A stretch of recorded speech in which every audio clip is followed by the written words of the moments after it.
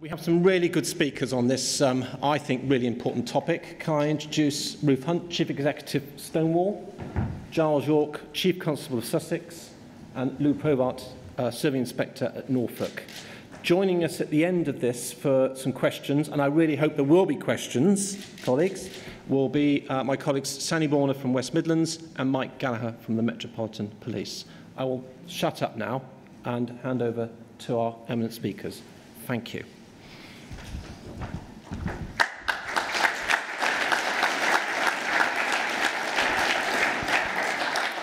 Thank you very much, Gavin, and thank you all for inviting me here today. It's a real honour and a privilege to come into what in Stonewall we perceive to be quite the inner sanctum of the high-level thought leadership that goes on with the police. So it's very nice to be inside the tent.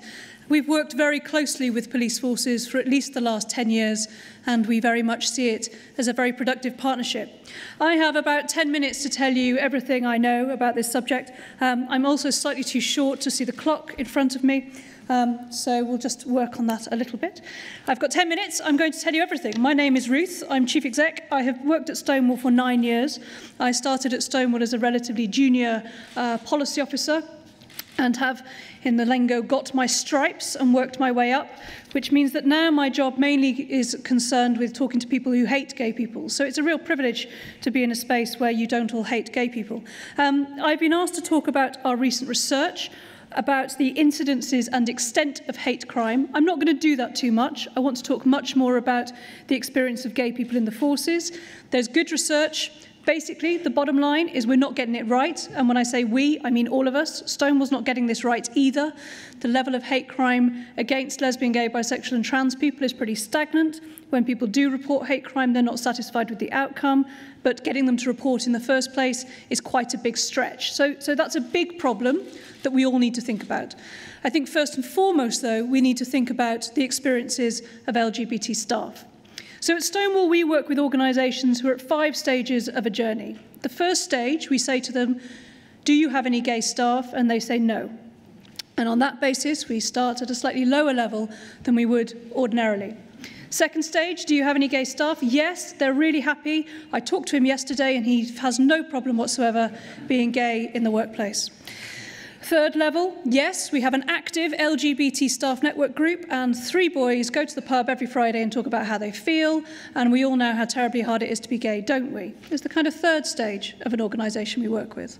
Fourth stage, yes, we have gay staff. We also recognise that some of them might be lesbian because they're ladies, and we have some bisexual staff as well. What's the whole thing about tea? Can you explain that later?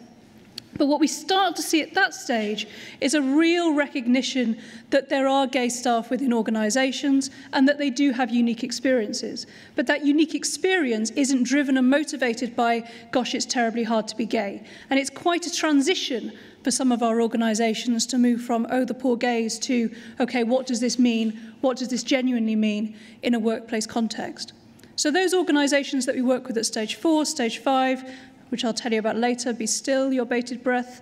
Stage 4 tend to realise that being out about sexual orientation is of benefit to the wider organisation and to the individual. For those who are not open about their sexual orientation, what our research tells us is that they're less productive, they don't enjoy going to work, they find themselves unable to form meaningful relationships with their colleagues and their clients, and are anxious about being caught out. Sometimes when I'm running a longer conference, I ask everybody to pretend that they are in a relationship with someone of the opposite gender than they really are. They are expected to gossip with each other about what they did at the weekend, while I bombard them with high-level details about sexual orientation equality. You are unable to take in any detail when you are lying. It's not a complex concept. But if you spend your Monday talking about what you did at the weekend and worrying intensely about whether you've got the pronoun right, you're going to be missing some crucial detail. What we then hear is, well, sexual orientation has nothing to do with the workplace. What you do in the bedroom has nothing to do with your ability as a copper. Of course, everybody brings their sexual orientation into work all of the time. We know whether our bosses are married, whether they played golf, whether they went on holiday, how little Johnny is doing in school, what part he's got in the play, how proud he is of his daughter. We know about people's families and about people's private lives, because it greases the wheels of good relationships. We don't keep ourselves separate from our working environment. But gay people provide an interesting prism to think generally about diversity, because everybody, at some stage in their life, has experienced some kind of sense of otherness. And what I would ask you to do now is think about the first time you experienced that sense of otherness. Was it because you didn't have the right trainers? Is it because you didn't run as fast as the other kids, or you didn't want to play that sport, or you really liked maths when everybody else didn't? We all experience at some point in our lives a sense of incongruence with the people around us. Most of us therefore adapt. We beg to get the right trainers, or we damage the ones that we've got so they're irreparable and we can't wear them again. We pretend that we're not so good at maths after all, so we can be all cool. We all modify slightly. Gay people don't. They can't. When they do, it really gets in the way. Instead, they have to take a huge risk. They have to risk their jobs, their family, their friends, to say, I am other in a way that you didn't expect, and I believe so much in holding true to what I believe is true for me and my values, I am willing to risk everything to share that with you. That is a journey that is very rare, and for lesbian, gay and bisexual and trans people to go on that journey provides a way of seeing and thinking about values that is absolutely invaluable to modern policing. To have a staff who have truly thought about what they hold dear and taken a risk with those values in order to be themselves makes them better police officers if you can tap into that, because it doesn't disappear when they come to work. It's something that's core within them. And what we find in organisations when people are open about their sexual orientation, it has a ripple effect on the entire culture.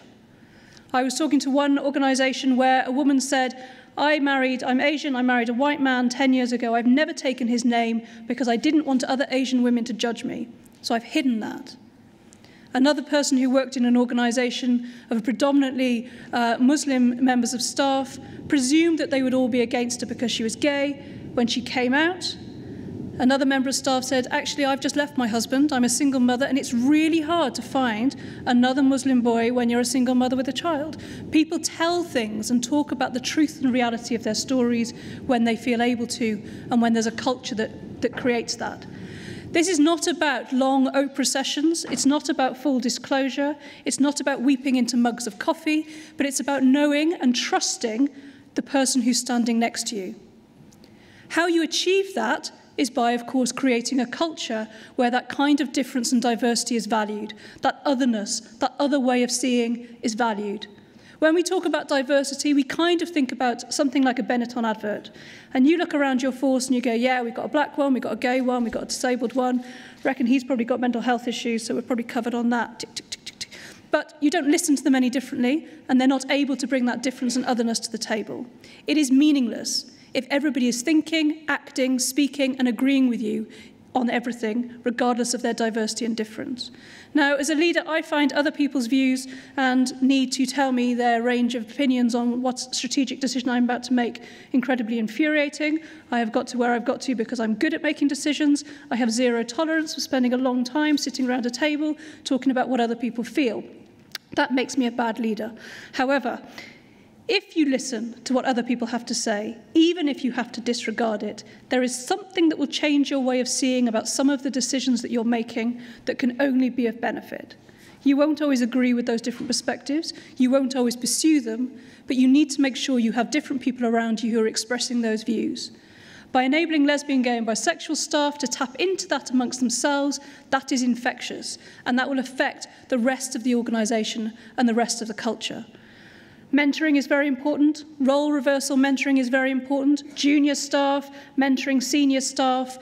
Junior gay staff mentoring senior heterosexual staff. So you learn the stuff. Talking about diversity, demonstrating that you value it, actively recruiting from those communities and celebrating that when you do is very, very important. And crucially, enabling those gay staff to share their expertise and wisdom with others. People work in isolation, they have to make very quick decisions. Wouldn't it be much easier if they didn't phone Stonewall and say, hello Stonewall, we seem to have a gay person in front of us, what do we do? But could talk to their mates and go, look, I don't have a clue what this guy's talking about, can you help me out? By cross-pollinating and using each other's experiences, we become better and more effective at what we do. Stonewall runs leadership programs, role model programs. We do all this work with allies as well to really tap into those things that you can do to make a difference. But what you need to appreciate about sexual orientation is it can be hidden, and it is deeply damaging when it is, and it takes away from the overall effectiveness of an individual. Create a culture, complete our Workplace Equality Index, celebrate your successes, and you will find a way of tapping into that unique way of seeing that will transform your culture for the better. Thank you very much.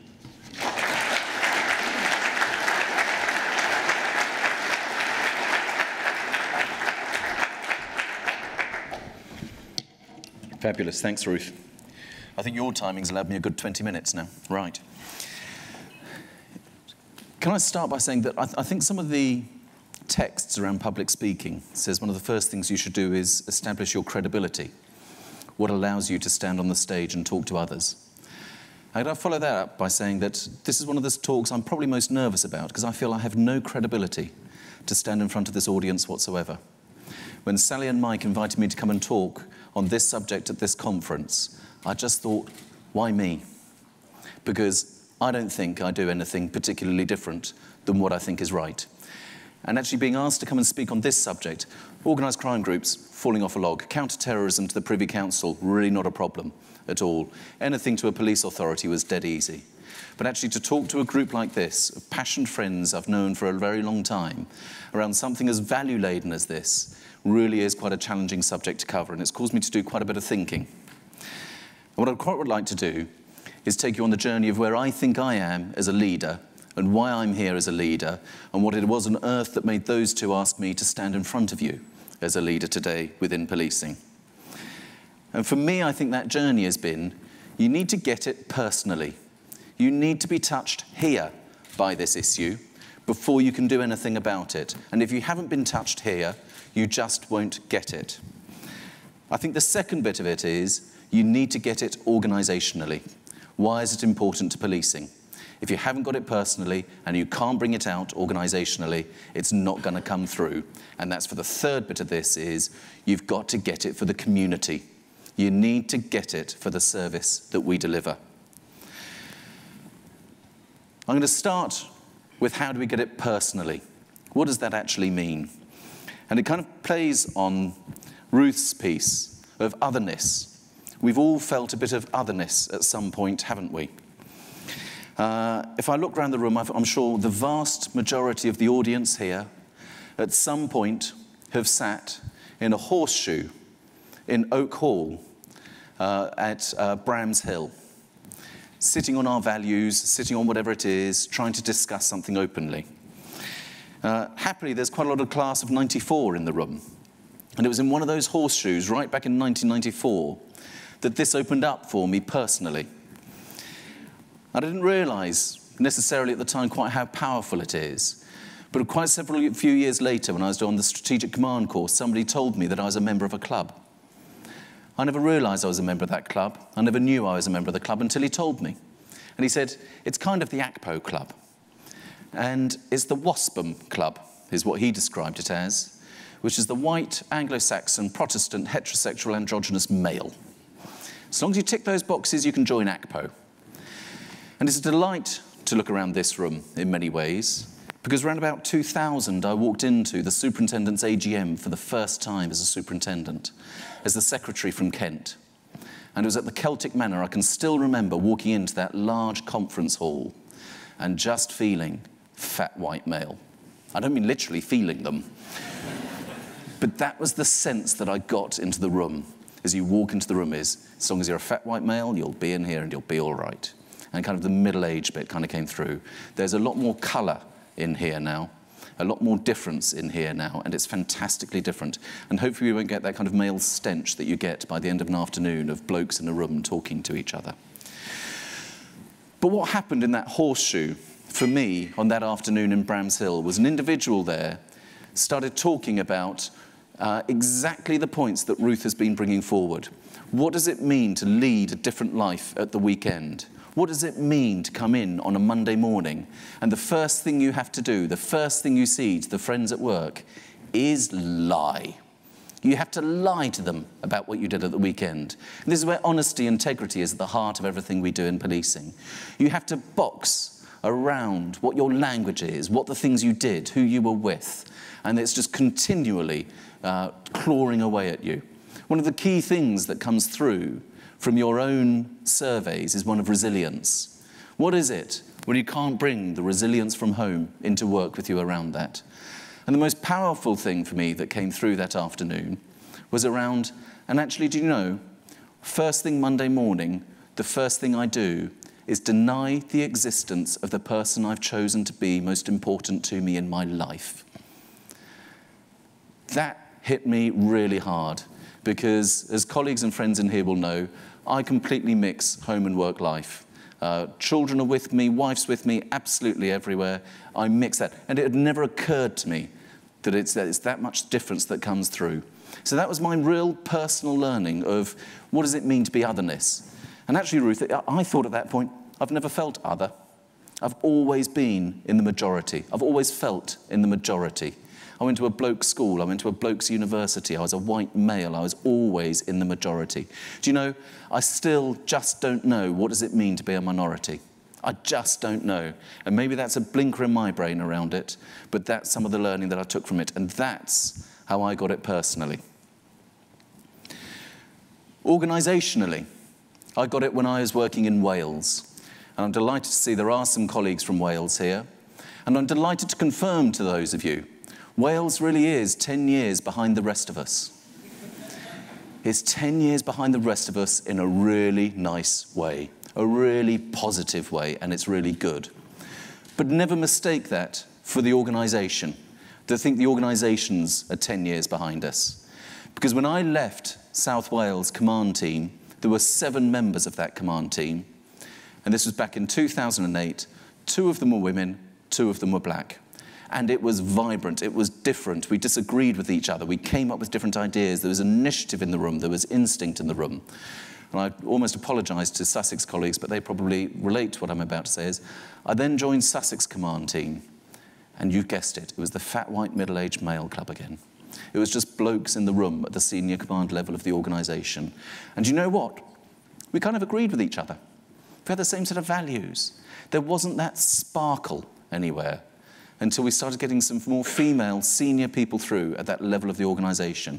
And that is my learning that kind of says difference is really important.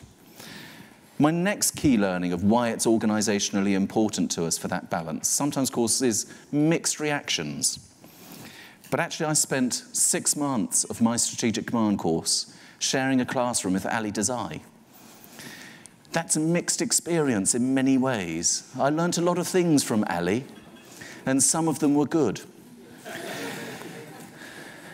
No, I won't tell that story. But one of the most powerful things that came through to me from it was him really putting across to me there are some fantastic people in our communities who would be brilliant police officers, and they just don't want to. They don't want to be associated with us. They don't want to be part of our number because they don't relate to us. And that's where organisationally we've got to get it. I think we've got to be different.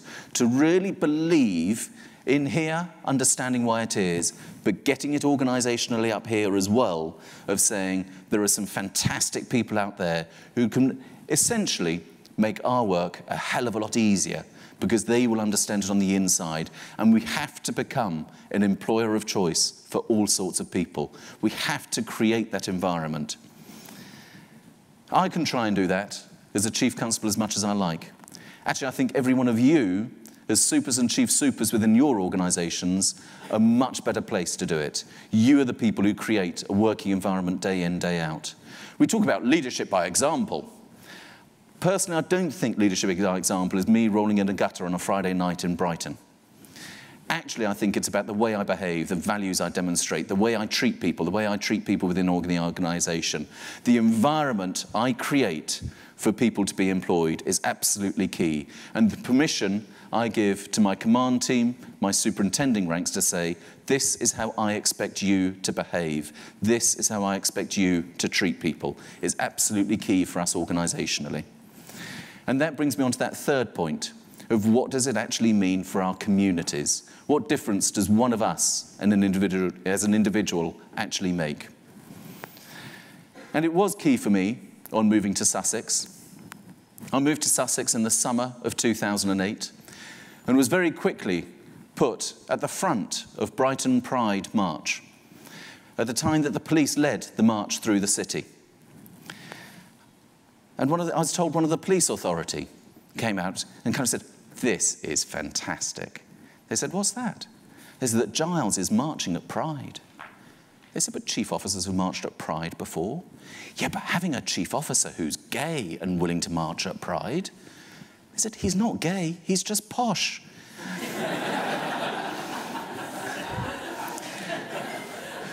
But I think the truth of that, though, is the willingness to be seen incredibly publicly, supporting people who have the courage to wear that badge on their sleeve. I think to our communities, and particularly one of the greatest Brighton Prides I marched in, bizarrely, was after the things that we don't call the riots in the Met and other areas around the country. And of course, you don't notice what's happening on a parade if you're moving with the bubble that moves along with the parade. But what I was told afterwards is, as the police arrived anywhere on that march, a cheer went up. It was accelerated, it was much louder. And the level of support from the public into policing, not just policing nationally at that point, but representing the gay rights part of policing, was absolutely key. But we're not balanced yet. We're not right yet. You can kind of say, and I like the introduction that Gavin gave to this of, it's all right, I know a gay officer, we can move on now, we've ticked that box, let's get on and move through. Why are there so many people who aren't willing to tell us what their sexuality is? What is it about us? What can I do as an organisation to say this is a better place to be able to work and it's safe to be out? And I think that's one of the messages to be able to give to the public, because I think we gain trust through transparency, allowing people to see so much into the organisation. And that is one of the things that I beat time and time again, is open the organisation up and share it. But one of the things we still don't get, not every person gets, is the impact of trying to investigate some of the challenging crimes we face. I think one of the most challenging crimes we've investigated within Brighton was the murder of a transgender prostitute. And the editor of the Pink Times afterwards came to us and said, "We're just waiting for you to get something wrong." But actually we opened our doors. We opened our doors of the investigation. We opened our doors to the community and said, "Come in and help us with how we can investigate this. Tell us, do we refer to her? Do we refer to him? I know we don't refer to it. How do we engage with the family? Who are the people that we talk to?" We can't just walk into a pub and say, "Look, everybody, could you come outside now and give us a statement?" And just understanding the different ways in which to be able to, and it's an awful word I try to avoid using, but how to engage with those different communities. And until we can show that we can be trusted and be transparent in the way we can be trusted, it's not going to happen for us. And that's why it's important in how we deliver our service. So my message to you, as the leaders coming out from this, is if you haven't got it before you walked into the room, please get it before you go home on Wednesday. Have a think about what is it that says to you personally in your heart, yes, this actually means something to me. Yes, I've never felt that bit of otherness, but I can appreciate what it means for others to be able to feel that otherness. Because unless you get it personally as a leader, your followers will see a lack of authenticity in what it is you say your beliefs and your values are. You need to understand what that's about. Once you've got it personally, then I would ask you to drive it organisationally, because we have come a long way. This room in itself is a litmus test in how far we've come, but actually we've got an awful lot further to go.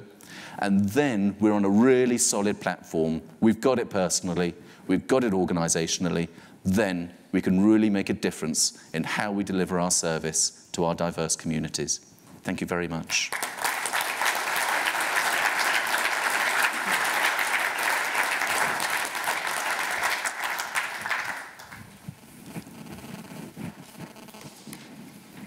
So, conference, thank you very much for this opportunity to speak with you today, and I welcome this chance to give you a perspective on how you can play such a pivotal role in helping the police service evolve its culture to a position where we will no longer need to be discussing matters relating to sexuality, to gender identity, for us as a professional body of people. However, there is still quite some journey still to take. So just a bit of background for you. As you can see, I'm a police inspector with Norfolk Police. And by way of what seems to be standard introduction, I have 8 years in service, which after Windsor, I reckon I must have about 90 years or so to go. So I may have the opportunity to come back and speak with you again sometime in my later career. I'm also chair of our staff support network in Norfolk called the Norfolk Gay Police Association. And whilst I can bring a personal point of view here today, and that from my local force, I don't claim to represent all forces around the country. However, we are well networked, and I have spoken and consulted widely with colleagues from most forces represented here today. So, firstly, I wanted to come out to you all. I think that's important. I am a Norwich City Football Club supporter, so sorry about that. I'm a believer in all things Delia Smith, and I apologise to any Ipswich people in the room, but there you go, it isn't written large across my face. But in addition to that, I'm also a son, a brother, an uncle, a cyclist, a police officer, a human being. I'm also gay, which means by society's current norms and practices, I have to spend a not inconsiderable amount of energy coming out every day, as do most other LGBT people. Some choose not to, and some, from my experience, take, as Ruth alluded to, a lot of energy and thought just to keep that hidden every day today, on a day-to-day basis. Time and energy that could be better spent at performing at a higher level at work. So what better way to enable me to get on with what I want to do, which is helping to deliver high-class policing to the communities I serve in Norfolk, than just to do it in one. So there we go, I've told you all now, and it's very easy, wasn't it, really? But should I have to do it? The answer to that is, of course, no. But unfortunately, until this heteronormative language society changes for the good, and I give an example of that is, my regular question is, and what is your wife's name? To which my response is, Steve. Then we still have some way to go. So let me tell you that there is a large number of people, LGBT people, in policing, but a great many will remain quiet about their sexuality. Remember, there is a huge difference between being out and being able to enjoy a private life. I think the assumption that people make is that you are straight and there's no need to declare your sexuality, and allowing them to get on with the opportunity to go about leading the life as they choose is basically a basic human right for us all, isn't it? So what is stopping the large number of LGBT officers in all of your forces from being themselves at work in policing?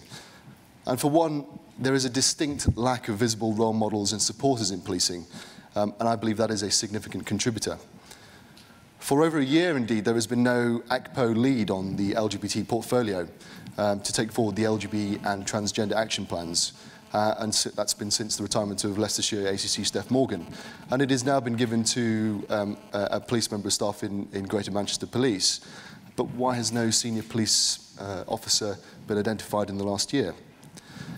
I am aware that also I'm a successful HPDS officer.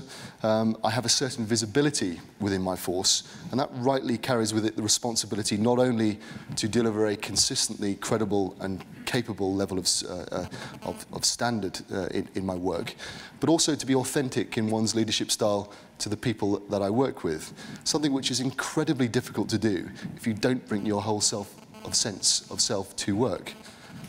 The responsibility of rank also brings with it the important requirements of being a role model to others.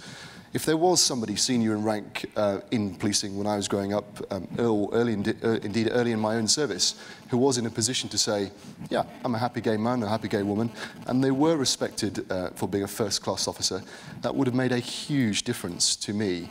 But sadly, there wasn't anybody in my force to look up to. You cannot take for granted the impact that that would still have today, not only on our hidden LGBT staff, but also on the collective culture of policing. A shorter service as I have had in my career to date, I now actually represent the highest ranked male officer in my force who is out and comfortable as a gay man. I must make the point that gay female officers have excelled in policing, and there's wonderful role models even here today, like Chief Superintendent Sally Bourne of West Mids Police, and many such like who I look up to as a role model. I think sadly it's the male officers who are needed support in coming forward and being themselves, and we must ask the question, what is stopping them from doing so as we try to tackle this barrier to progression within the superintending ranks and upwards to ACPO for LGBT people. And officers have actually asked me in my consultations to appeal to you all, really, to come forward as role models yourselves. We look at what's happening in professional sport. Inspiring world-class athletes from across all disciplines are taking a stand. Not only that, their heterosexual peers are standing alongside them, making clear public statements of support against inequality. And that arguably is having the greatest influence on cultural change in a generation. I'm certain culturally we will take forward some more small steps even after today, but I believe in policing we probably should be well ahead of where we are currently standing. So ask yourselves, how are you supporting your LGBT colleagues? Because until you do, there will be little change. Very little will move forward. Are you, for example, a friend of your force's LGBT support staff network? If not, why not? Have you offered to walk alongside your LGBT networks in your local Pride March, of which there are now many, even in Norwich? Believe me, that single act would have a massive impact on your staff and local communities, as Chief Constable Giles alluded to.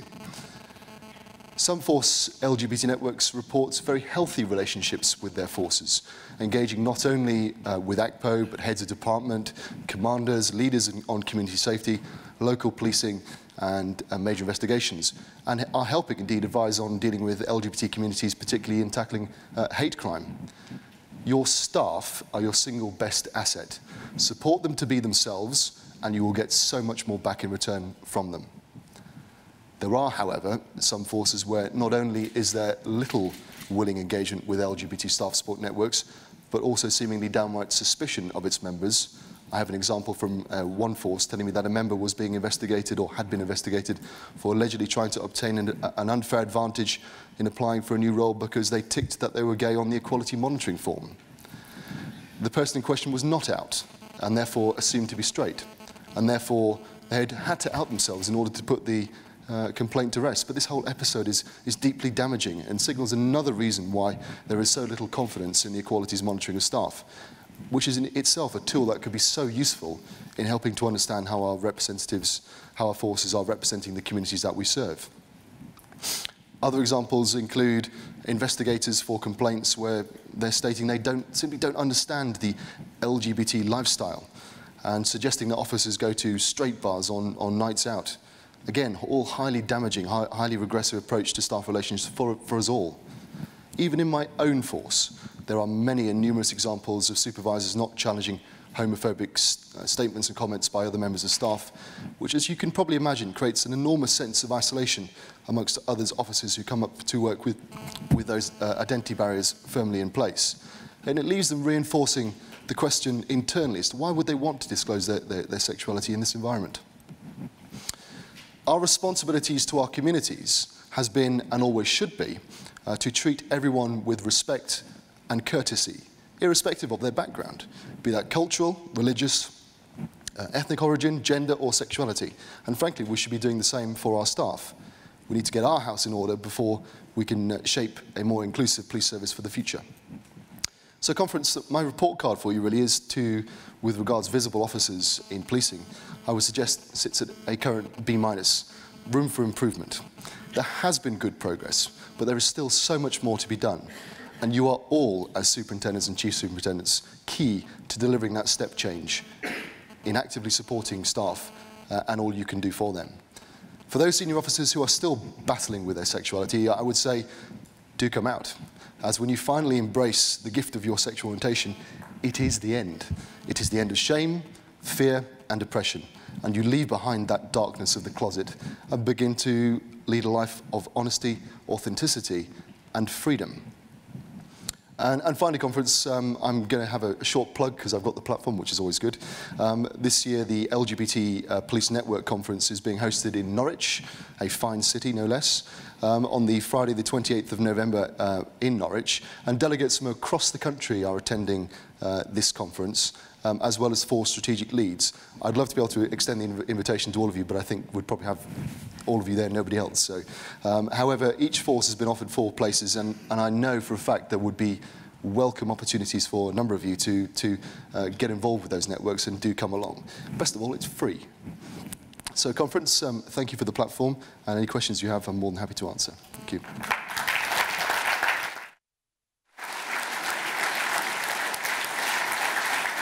Thank you very much indeed, Lou. Could I ask Mike and Sally to join us as well now? Thank you very much. I don't know, I haven't given you notice of this, Mike and Sally, but I just wondered whether you'd be willing, once you're up here, just to share a few of your own personal experiences. Is that all right? I didn't give you any notice of that, and if I ask a question that you don't want to answer, just say no. Sally, let me kick off with you. I mean, how long did you hide your sexual orientation? I've known since I was about 11 that I was gay, that I was other, that I was different. I'd always wanted to be a police officer, and it was a calling. And I joined West Midlands Police in 1990. And Giles tells a story of somebody who was sat in the horseshoe. That person was me. And I can be myself, and I am myself because of other people. Giles and colleagues on the 1994 HPDS course were absolutely key in helping me find the confidence to be me. In 1995, I worked for the most incredible inspector, a straight guy called John Greening, who really cared about people. And John was so caring that he was the first person within West Midlands Police who I felt able to be open with. And then over time, I sort of came out and came out and came out. And now, you know, I've been fortunate because I've been very open about who I am for a very, very long time. And I can be myself, not because of my colleagues at work, but the most important people in my life who give me the love and the support to be the human being that I am.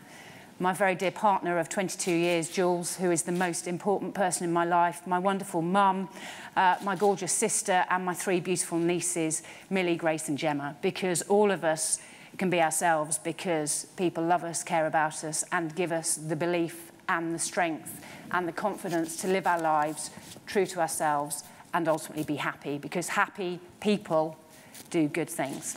Until that point, were you hiding your social life, your domestic life from your colleagues? Were you less efficient as a police officer, do you think?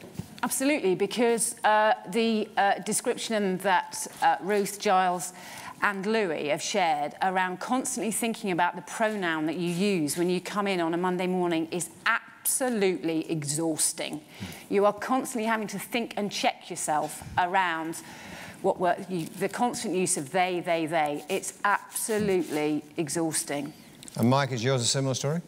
Yeah, I mean, I joined the organisation slightly before my colleagues, and it was a very different organisation then, back in 1987, and at that time, for example, the age of consent was still 21, so the whole society was very, very different.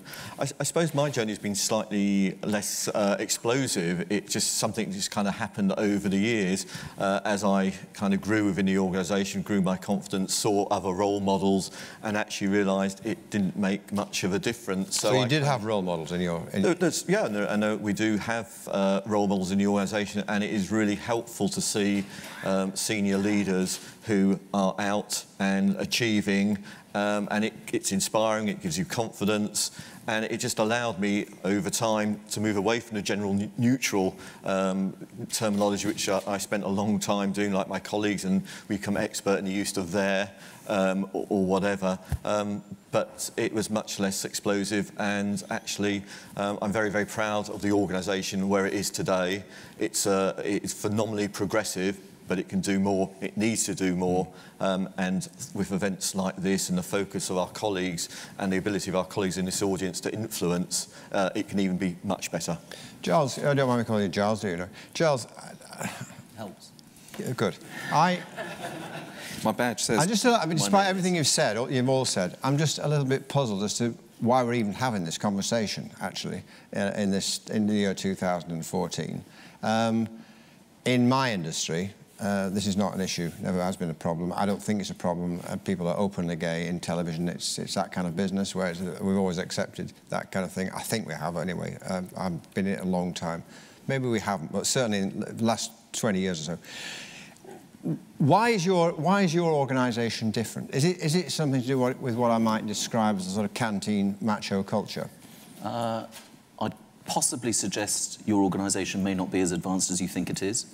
I'd suggest there may be people within your organisation who aren't comfortable coming out yet, so we're still in the same place. And I was thinking about this, actually, as Sally and Louis were thinking of why do we still need this. And I think it's the fact that none of us have the simplicity that we're only at work and then we go home, other than teachers who, of course, turn off at 4 o'clock and never have an outside school existence, from any of our recollection.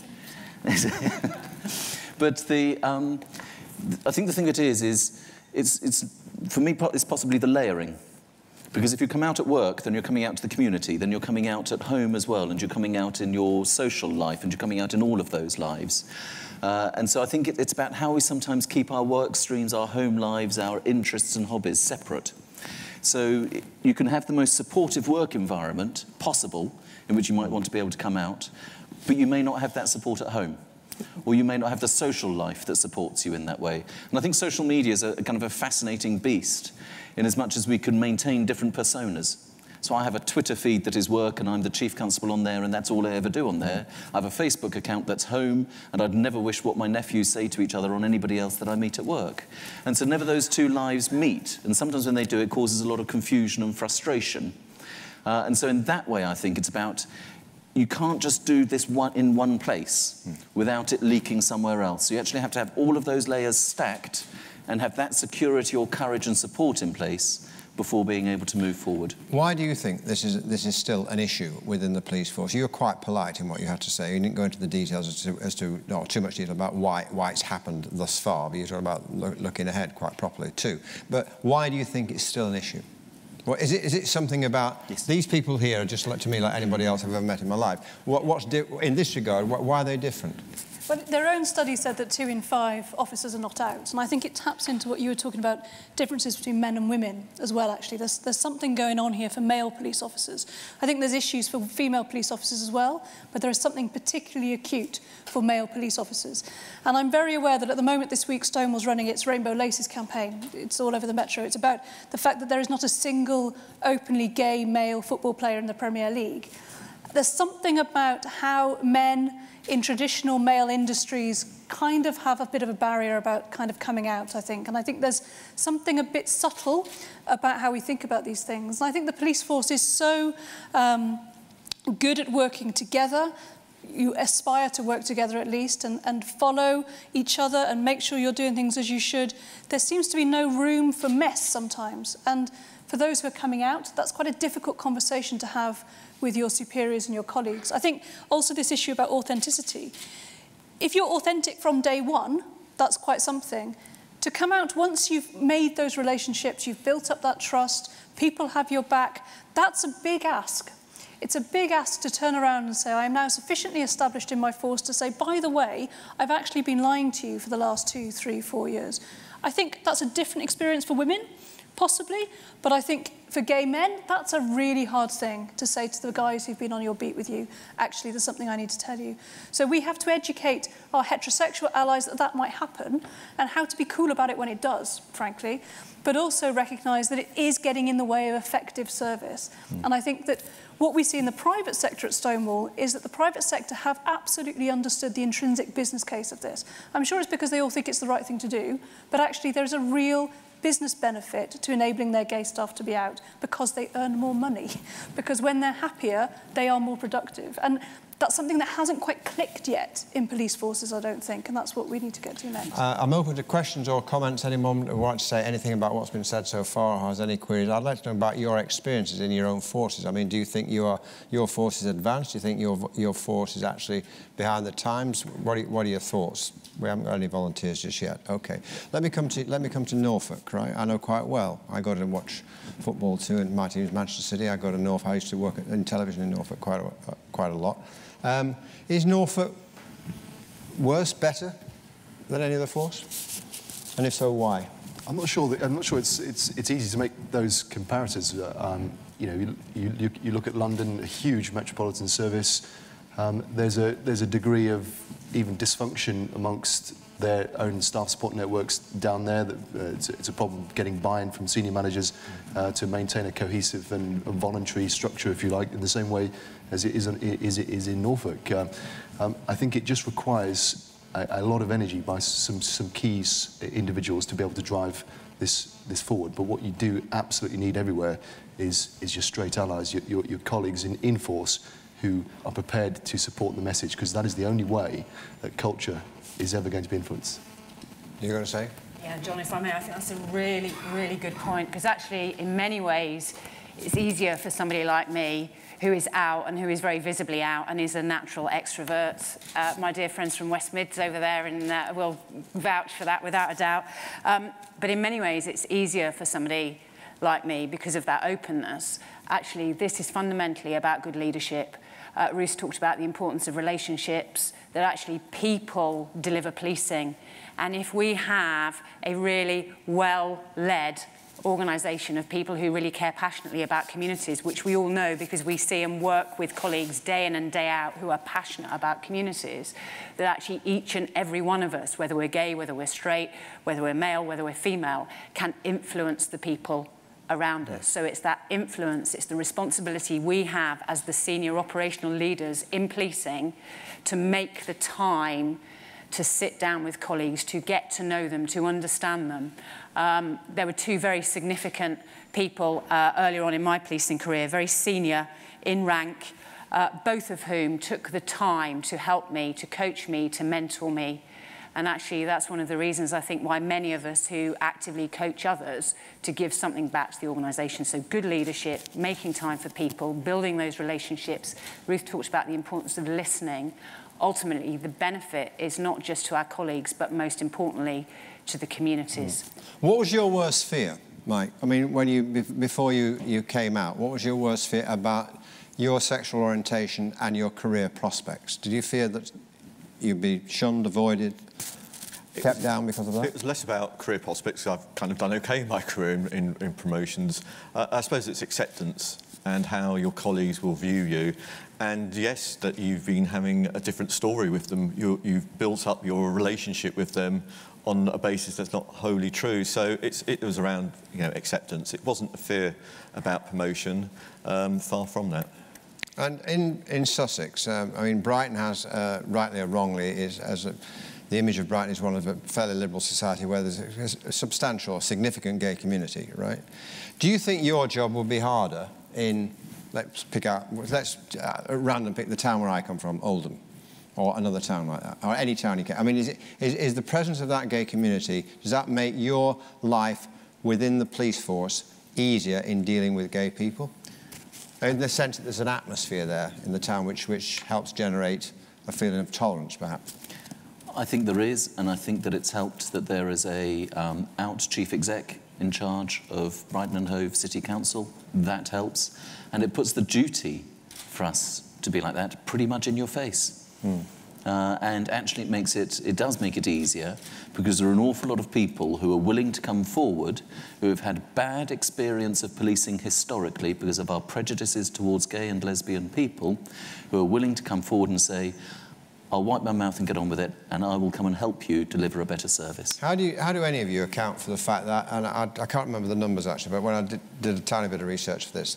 The reporting of these issues fluctuates dramatically from region to region and sometimes within a region. You know, sometimes there's quite a lot of people reporting incidents of this kind. Sometimes there isn't. How do you account for that? There's different levels of confidence. There's several issues going on. The first is that LGBT people don't necessarily perceive that what they've experienced is a hate crime, and they only realise subsequently that they should have reported it. So there's that goes some way to explain it. The second is that the way in which police forces tackle crime changes, and changes within a force and changes between forces. So it's very hard to sometimes get consistency. Would you accept, Giles, I'll go late at the back end just a table, would you accept, Giles, that certainly in the past, and I'm not picking on any particular police force when I say this, there have been many instances of police officers dealing, to put it mildly, unsympathetically with complaints of this kind from members of the public, in the sort of same way that police officers allegedly dismissed or were contemptuous of the complaints made by young people in Rotherham? I think it's worse than that. Do you? Yeah, I do. I think it's worse than unsympathetic. I think that the gay community were hounded. They were sought out by us, historically. Until what point? I mean, I wouldn't necessarily draw a point because it probably varies, but certainly I can remember when I joined the force doing operations against public lavatories. Force doing operations around, I think it's called PSEs, public sex environments. And so really kind of hounding out the people who were trying to separate those lives. And it was kind of learning for me from my middle class, middle age, middle whatever background, that the busiest time of a public sex environment is lunchtime and early evening, because those are the times where the men could legitimately not be at work and not be at home. And so I think that our prejudices came through in discriminatory enforcement behaviour. We still have prejudices today, and I think that's the learning that we need to do around this, is how we don't let them boil over into discriminatory behaviour. And that was very directed at gay men. So maybe that goes some way to explaining the experiences of gay men in the force, because actually women didn't feature much in that history. So that might be an explanation towards some of that culture. Lady at the back, do you mind standing up, just telling us so we can see you, and tell us who you are and your comment or question, please? My name's Joanna Young from the Metropolitan Police. You asked why we're here and why we need to have this presentation. And for me, I know it was possibly a slip of the tongue, but you used the word tolerance. And if someone said to me, I'll tolerate you because I'll tolerate your sexuality, I don't want to be tolerated. And I think that's what's beneath it all. It's not about acceptance, it's I'll tolerate it. And I think that's still within policing. Perhaps sympathetic would have been a better word, I don't know. But I don't want your sympathy either, and I'm not telling you my sexuality, but I'm just saying... Yeah. That's just it, you see. We talk about sympathy and tolerance, but any heterosexual in this room is not sympathised with for their sexuality or tolerated for their sexuality. So why is there a difference? Fair point, fair point. Anybody else want to come in, by the way? Yes, gentleman here. A man who needs hardly any introduction. You'll hear singing later, but that's by the way. Alan Green for Greater Manchester Police. Can I ask the panel about political correctness and what role they think that's got to play? By political correctness, I mean people using a language that will reflect a reality. I ask that because I think in Greater Manchester, historically, I think there's been a lot of careless language in a sort of in a machismo way when it was about tackling crime that was used, that was seen to be sort of very forceful, but I felt reinforced a culture that was unhelpful. But people often now use political correctness as a form of abuse, if you were, you know, let's get rid of all that political correctness. So I'd be interested in the panel's view on that. OK, who wants to kick off on that? Mike? Political correctness. I mean, if we're talking about words and language and use of words and language can mean and it can hurt. And quite often what might be an unintended use of language can actually be quite painful, and without necessarily any vitriol behind it, it can just be painful to the individual to hear. I kind of, the political correctness bit, I think sometimes can push the argument into the wrong place, and I think we've heard the very, very strong arguments from our colleagues in their presentation of why this is an important issue, the business benefits, the leadership that can deliver much better policing to our communities by embracing this.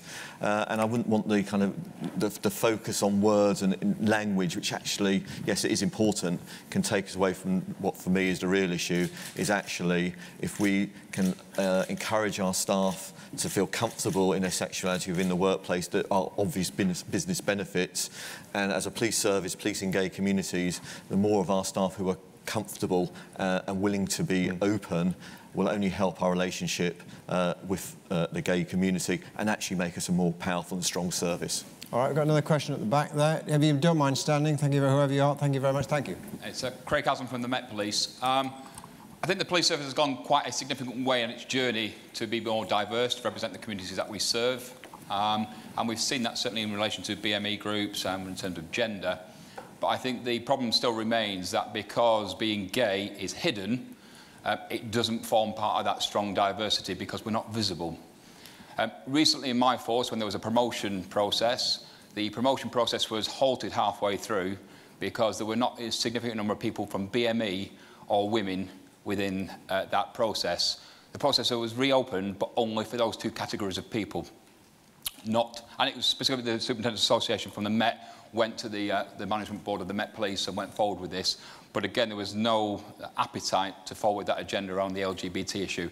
And I think, as many of the panel have said, you know, that just then creates a lack of role models at the top of the organisation. For me, I accepted it. My partner was absolutely enraged when he heard the way in which, you know, people at my rank were being treated. He thought, well, what the hell does that mean for the rest of the organisation? If we do that to somebody at superintendent, chief superintendent level, then what hope is there for people further down the chain? Why are you accepting of it? Because it's the organisation that it took me a significant amount of time to come out into in the organisation, because I just knew that I basically got to the point where I thought, well, I progressed through the organisation based on my own merits, and therefore the fact my sexuality isn't really relevant. And that almost reinforced that view, really. Thank you very much indeed. Anyone like to comment on that? I'll come back on yes. that, shall I? Yeah. I think it links in with the point about political correctness. I think that over the last, certainly since the late 90s and we've developed lots of different methods and mechanisms for supposedly trying to achieve equality and diversity within our workplace.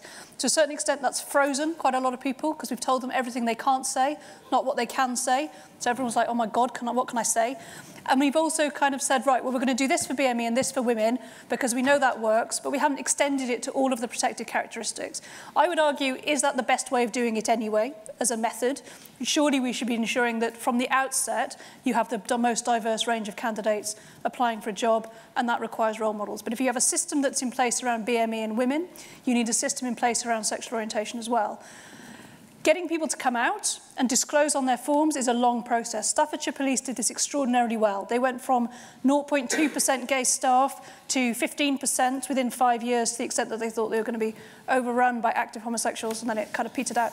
But it takes time for people to feel trusting about filling in those forms and that process. But what you measure, you manage. So you've got to start as soon as possible instead of collecting some of that data. I think we've got one more. Yes, at the back. Charlie Hill, West Mercia. Sort of a comment, really. The police, I'm apparently posh.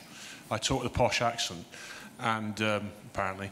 And we live in a herd mentality in the police service, and people like to sort of point out difference and then take the piss. Blunt expression, but that's what they do. And we do it around this topic as well.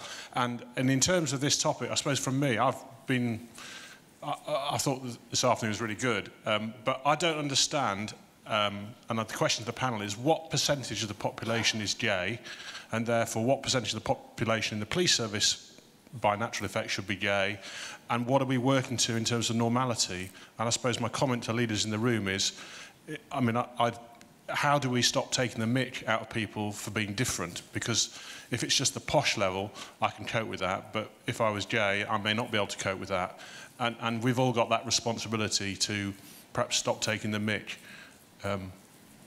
Well, I guess the answer to the first part of the question, we don't know, do we? We don't know the numbers because government says 6 to 10%. Yeah. 6 to 10%, so somewhere in between that. For me, I think there's an element of this which ties into the political correctness, it ties into the use of humour, and what it is, it evades the point and takes us back to a chimp mentality of making it all comfortable for us because we can laugh about it or excuse it with something else. There's something about rank and leadership of, I can tell a joke at this level and it's funny, but if you put a joke at my expense, it isn't. And that's when it starts kind of becoming uncomfortable. Jokes at people's expense stop being funny when you're doing it to somebody at a lower rank than you. It starts becoming bullying. And that's some of the painful lessons I went through. We're running out of time, but they've got one more question at the back. Have you care to stand up and tell us who you are? Yes, Gary Kelly from the Metropolitan Police. I've done a bit of work around LGBT over my service.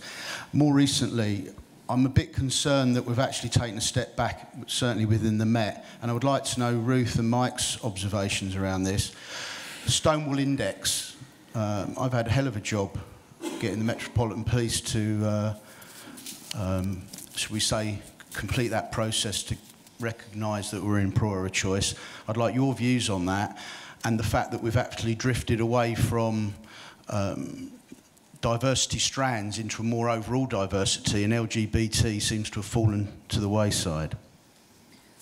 Is that your experience? Yeah, I mean, I wouldn't want to pick out individual forces right now because I don't think that's helpful for anyone. The first thing I would say is that the Stonewall Workplace Equality Index is free to enter and anyone can fill it in. If you're a member, we give you some help afterwards, but there's no reason why any police force shouldn't just be scanning through it and doing a quick informal check as to where they're at. In terms of kind of taking a general approach to diversity, I think it's too much too soon.